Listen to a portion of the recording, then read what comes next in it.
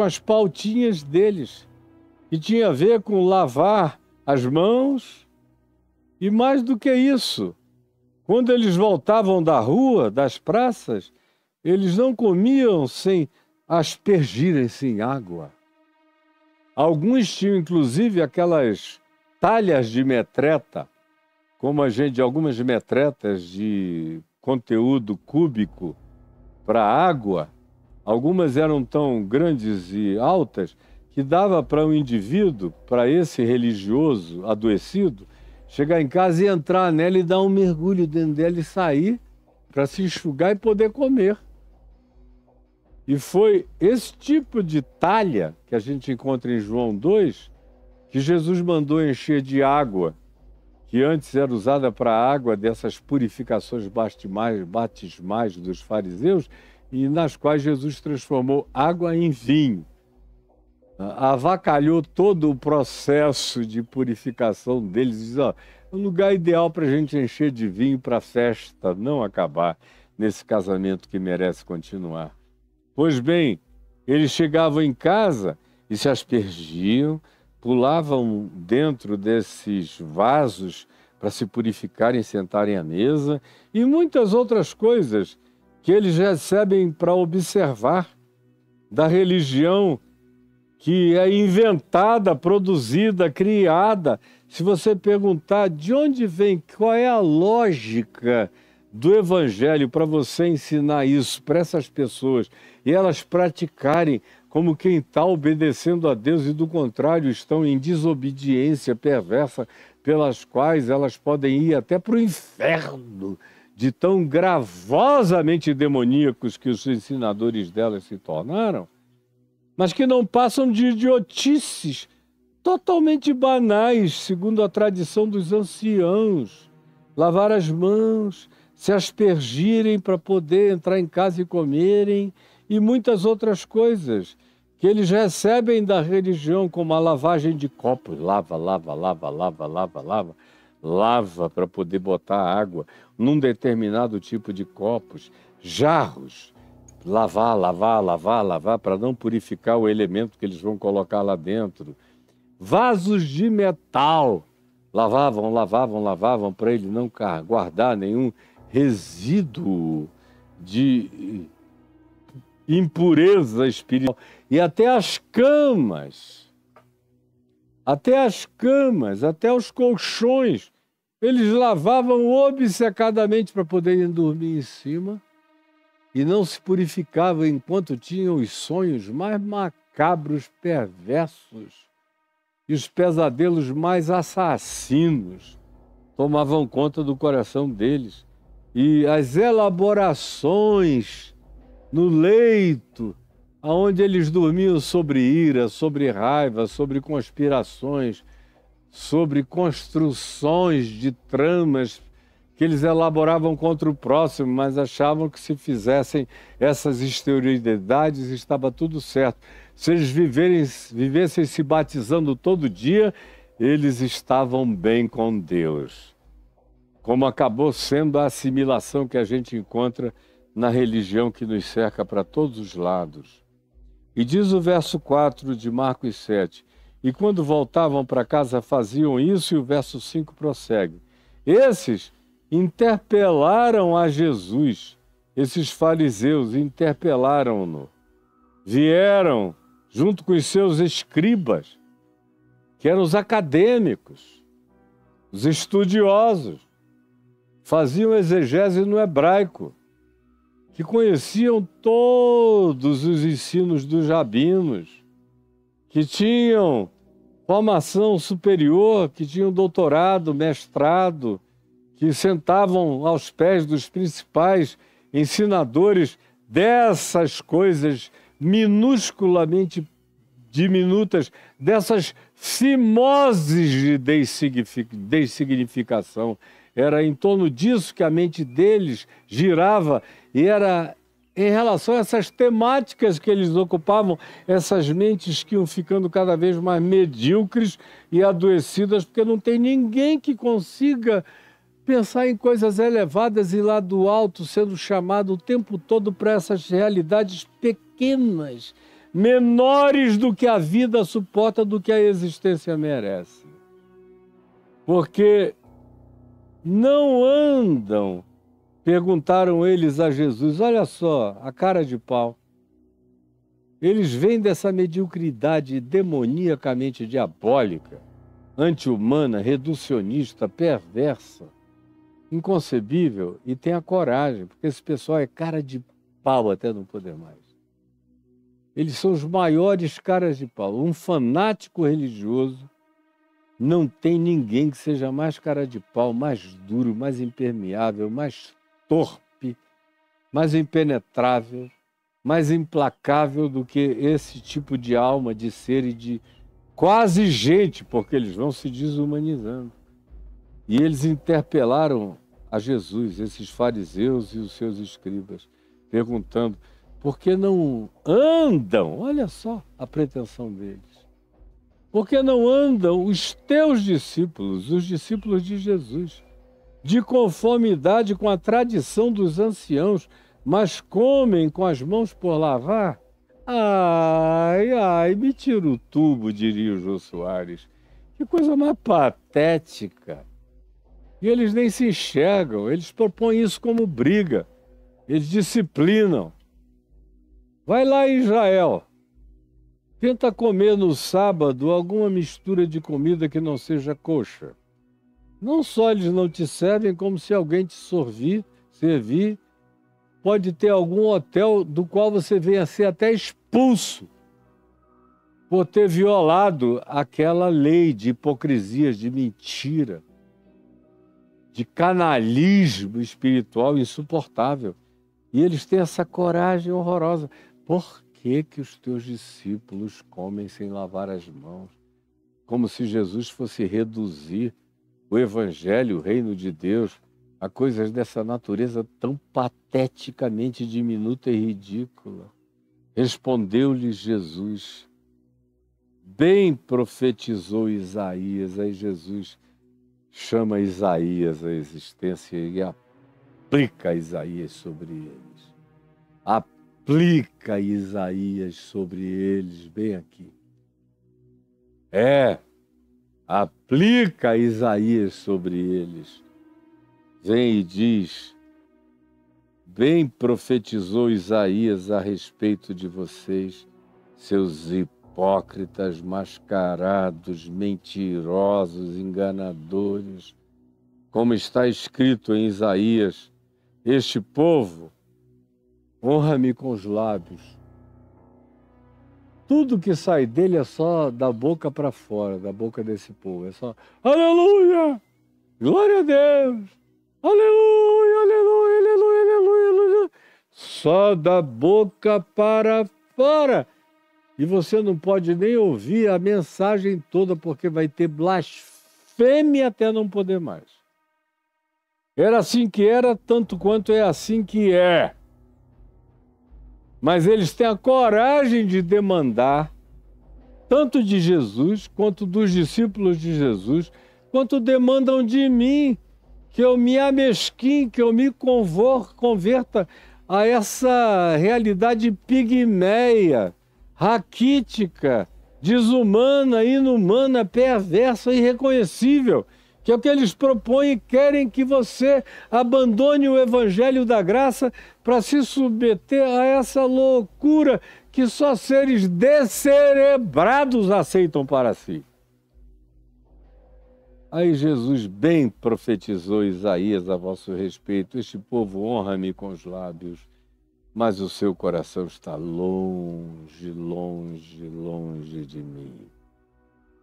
E em vão, prossegue Isaías dizendo a respeito deste povo, que é para quem Jesus faz a aplicação de Isaías, que teve aplicação nos dias de Isaías, teve aplicação durante os 800 anos da vigência da profecia de Isaías para o povo de Israel, e eles nunca se converteram às profecias de Isaías, nem de todos os demais profetas, aos quais eles mataram todos eles. Por isso Jesus disse, Jerusalém mata os profetas e apedreja os que foram enviados. Pois bem, eles chegam aqui e tenha coragem de adorar da boca para fora, com toda essa performaticidade de teatralidade abominável para o Deus que habita com o quebrantado, com o contrito de coração, que diz: eu não quero holocaustos, eu não quero cultos, eu não quero canções, eu não quero dízimos e ofertas, eu não quero as exteriorizações.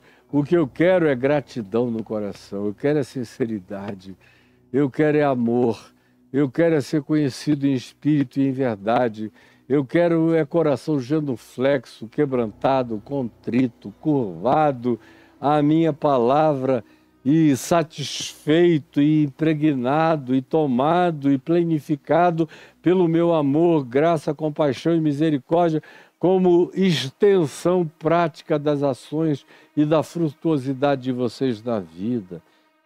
Porque este povo me adora só com a boca. Ele está falando da grande maioria que está à nossa volta e, eventualmente, de você, que chegou aqui ainda doente dessas coisas. Em vão me adoram. Adoram, adoram, adoram, cultuam, cultuam, cultuam, e eu estou fora. No máximo batendo, como em Laodiceia. Eis que eu estou fora e estou à porta e bato. Quem sabe se aí alguém me ouvir a voz e abrir a porta, eu entrarei na sua casa, entrarei, cearei com ele, ele comigo, mas a maioria não abre a porta. Eles fecham, atracavancam, botam cadeados, impedem, porque eles querem o povo condicionado, controlado, dominado. Em vão me adoram.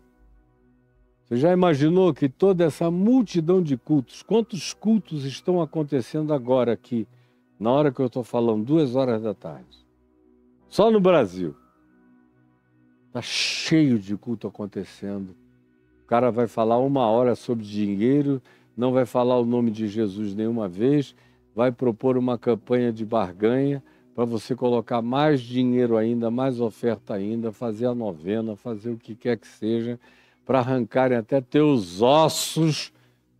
Mas eu venho, prego o evangelho do amor, da graça, dizendo que graça é um favor imerecido, que está tudo pago, está tudo feito, que Jesus levou os pecados de todos nós na cruz, que não há mais dívida nenhuma, que ele rasgou o escrito de dívida que havia contra nós e que constava de ordenanças e que nos era prejudicial, foi totalmente eliminado na cruz e esfregado na cara dos principados e potestades, aos quais Jesus expôs ao desprezo, triunfando sobre eles na cruz, como diz Paulo em Gálatas, em Colossenses, no capítulo 2. Pois bem, em vão me adoram. São cultos aos milhões, e a África hoje está cheia desses cultos. A idiotice infernosa.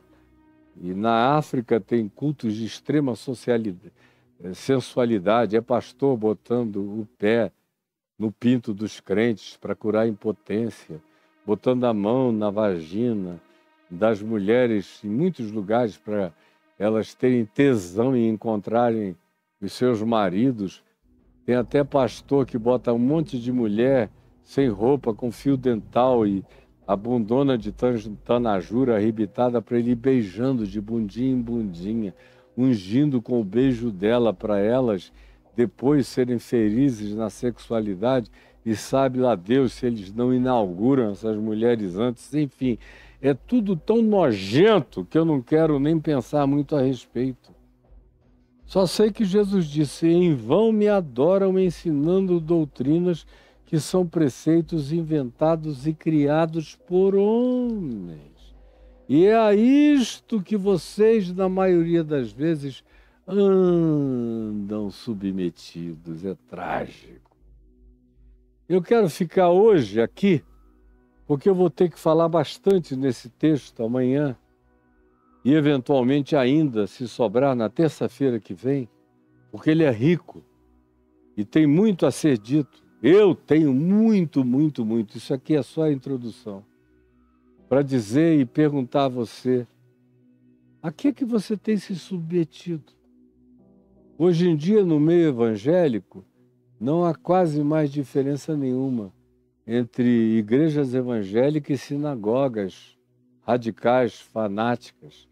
As piores sinagogas de Israel, com os seus piores e mais fanáticos rabinos, são os professores dos pastores que andam até de vestes de rabino, como Macedo e outros fazem, muitos outros. É bandeira de Israel, é culto a Israel, é culto aos rabinos. Israel tem razão sempre, pode fazer chacina, genocídio, holocausto, malignidades variadas. Deus não está olhando. Se qualquer outro povo fizer isso, é pecado, mas Israel pode. Deus vira a cara no outro lado, para o outro lado. Assim como também fez concessões para os pastores. Eu estava vendo outro dia o Silas, o Sóstenes, aqui da bancada evangélica, dando entrevista num podcast onde eu tinha estado, e o entrevistador mencionou meu nome, aí ele falou, não, o Caio Fábio, o pastor Caio Fábio, o reverendo, um homem muito inteligente, isso e aquilo, porque ele não tinha o que falar. Aí ele, não tendo o que dizer, disse, é um problema, todavia, que ele teve problemas morais.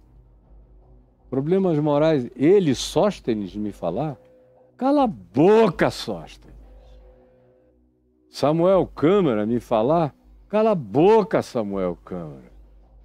Você está com um bumbum para fora do Fusca, andando pela rua e todo mundo sabendo o que tu fazes. O quê? É o Magno Malta que vem falar de mim? Magno Malta, com a sua sensualidade, torpeza e embriagamento, como todos eles, é quem? É Feliciano, pervertido, quase pedófilo nas suas sensualidades. É quem? Silas Malafaia, roubando, matando, destruindo, afanando mesmo. Eu tenho histórias e histórias e histórias de afanamentos que o Silas faz.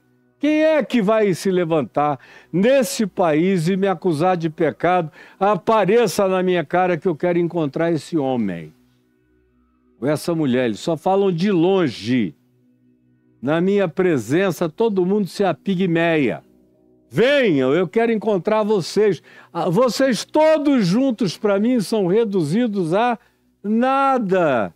Porque eu sei a autoridade espiritual que eu tenho para reduzir vocês a um pacotinho desse tamanho, sem coisa alguma, porque eu sei o quanto vocês não prestam. E enganam as pessoas, aquelas que ainda sem conhecimento ou na ignorância ou com conhecimento tratam vocês com a mesma permissividade com a qual tratam as maldades, chacinas, genocídios e holocaustos de Israel, que parece que recebeu permissão divina para matar os profetas e apedrejar a todos os que foram odiados e para fazerem guerras fratricidas contra os seus próprios irmãos semitas, igualmente filhos de Abraão. É filho de Abraão contra filho de Abraão se matando lá, e vocês nem consciência disso têm, de tão bloqueados, cegos, guiados por outros cegos, sendo levados para um abismo profundo, para um inferno na realidade. Então eu pergunto, o que é que caracteriza o caminhar da sua vida?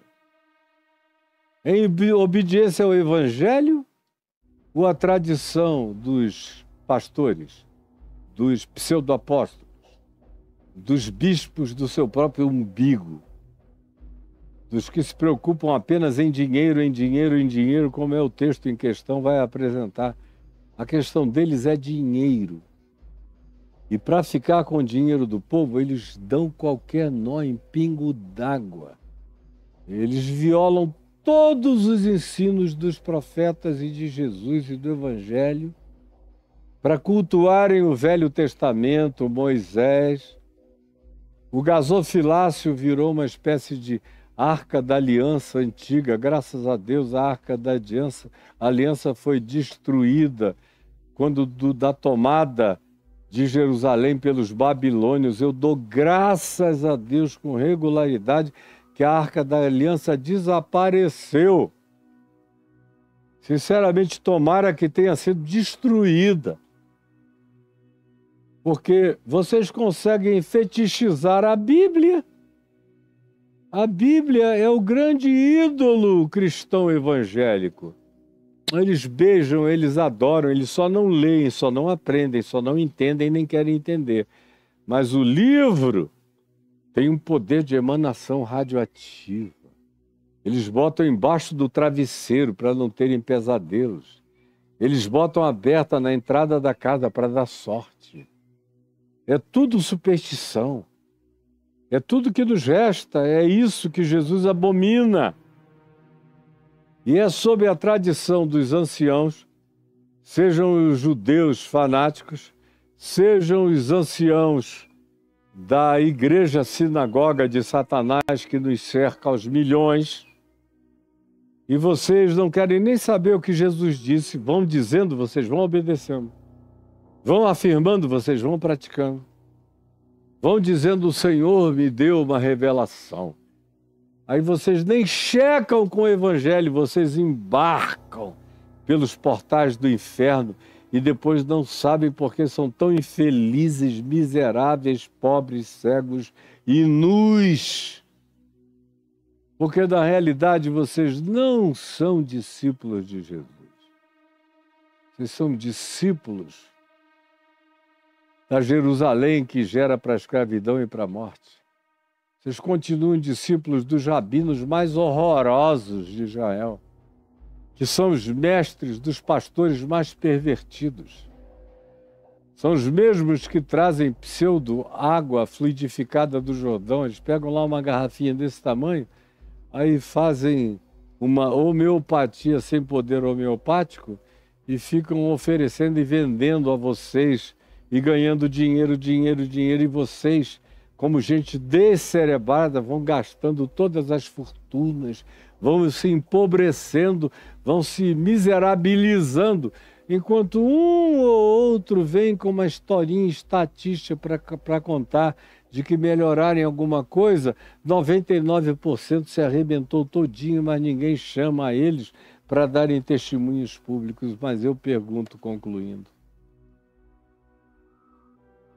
quais são as referências que movem você nessa vida? Você está obedecendo o quê? Jesus, o Evangelho de Jesus ou a tradição da Assembleia de Deus, do pastor José Wellington, do pastor Manuel Ferreira, do Silas Malafaia, do Estevão Hernandes, dos rodovalhos da vida, de uma multidão enorme que eu iria passar dias e dias mencionando, mas que são todos farinha do mesmo saco apodrecido. E vocês vão aprendendo com eles. Desculpe a minha franqueza, eu estou exausto. E hoje estou me sentindo na liberdade no Espírito Santo de nomear os Hermógenes, nomear os que Paulo chamou pelo nome, os Alexandre Latoeiro, os Diótrefes, que João mencionou pelo nome. Às vezes a gente tem que mencionar os enganadores pelo nome para ver se alguém acorda. Embora eu saiba que quando eu faço isso, multidões e multidões se reúnem com ódio a mim, mas eu fiz a minha parte. Eu falei o Evangelho e chamei para Jesus e ofereci o que é puro, santo, bom, salvador, generoso, glorioso, santificador, eterno, perene e que realiza toda a vontade de Deus. Se quiserem me odiar por falar a verdade, odeiem-me. Mas eu sei que principados, potestades e todas as dimensões celestiais são solidárias a mim. Por isso eu não tenho medo de nada, nem de ninguém, nem de ameaça, nem de coisa alguma. Dou o endereço da minha casa para quem quiser vir. Eles vêm? Não, eles morrem de medo, eles saem correndo, porque eles sabem que eu bato o pé e a multidão deles corre. Eles são covardes. E eu sou cheio do Espírito da verdade de Cristo Jesus. Por isso menciono-os, pelo menos alguns deles, simbolicamente pelo nome. Sem retratação, porque eles mesmos sabem, porque foram eles próprios que me disseram aonde estavam e tentaram me convencer de que não tinha nenhum problema que eles vivessem como eles vivem. São também as amantes deles que me procuram, são os casinhos deles que me procuram, são os que foram vitimados pela ladruagem deles que me procuram, são as ex-esposas deles que me procuram, ou são as esposas espancadas, esbofeteadas, abandonadas, abusadas que me procuram. Então eles não vêm fazer nada porque eles sabem que eu sou municiado pela angústia de filhos, de netos, de esposas, de gente que foi engolida viva pela maldade deles. Tem dias que a gente não pode só conceitualizar a malignidade, mas a gente tem que chamá-la pelo nome, como é o caso do dia de hoje. E eu concluo aqui deixando essa pergunta para você. O que o Evangelho tem com a sua vida? Eu sei que você tem tudo a ver com a igreja, com a catequese, com a doutrinação lá desse grupo de anciãos, com usos e costumes. Vocês praticamente quase matam pelos usos e costumes ensinados, que não tem nada a ver com a pauta de Jesus. A pauta de Jesus é amor, alegria, paz, bondade, fidelidade, longanimidade, justiça, fidelidade, mansidão, domínio próprio. É isso que você vê sendo ensinado? É isso que você vê sendo praticado? Não. O que eles ensinam é: dê o dízimo, está bem com Deus. Não dê o dízimo, está amaldiçoado. Se for batizado por mim, é um batismo diferente. Você vai tomar a ceia do Senhor depois. Aqui na igreja, não em outra. Porque nas outras não tem o significado que tem aqui na minha. E aí você vai embarcando em todos esses reducionismos e você vai virando um bonsai dos mais podados, dos mais diminutivos. Ainda tem alguns bonsais que dão frutinhos desse tamanho, mas você é um bonsai sem fruto. Quem olha para você vê uma miniatura. Quando vê uma miniatura, na maioria das vezes não consegue nem ver a miniatura semelhante ao projeto grandioso proposto por Jesus. O que vem é uma desfiguração, é uma ruína em miniatura tenebrosa, que é aquilo no que vocês são transformados. Eu deixo essa pergunta aqui para você pensar.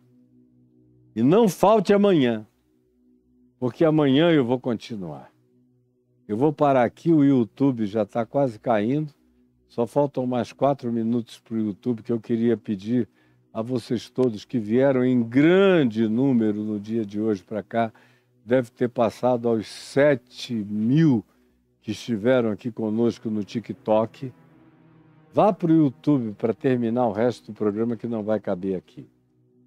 Jesus, eu peço que essa palavra dura, mas verdadeira, sincera, que eu te disse, tu sabes, melhor e mais do que qualquer um, eu disse com o meu coração pacificado, sem medo de nada, como Paulo denunciando Flegonte e Hermógenes, os mentirosos dos dias deles, os enganadores, chamando pelo nome os que perturbavam, enganavam, corrompiam o Evangelho nos seus dias, há 2000 anos atrás, quando a realidade era infinitamente menor do que esse monstro, essa hidra, essa besta que emerge da terra, que é o poder religioso dos falsos profetas, cobrindo o planeta inteiro e abençoando as bestas políticas da maldade e da ditadura, em nome de Jesus, e tentando levar o povo inteiro como manadas em obediência àquilo que destrói a alma.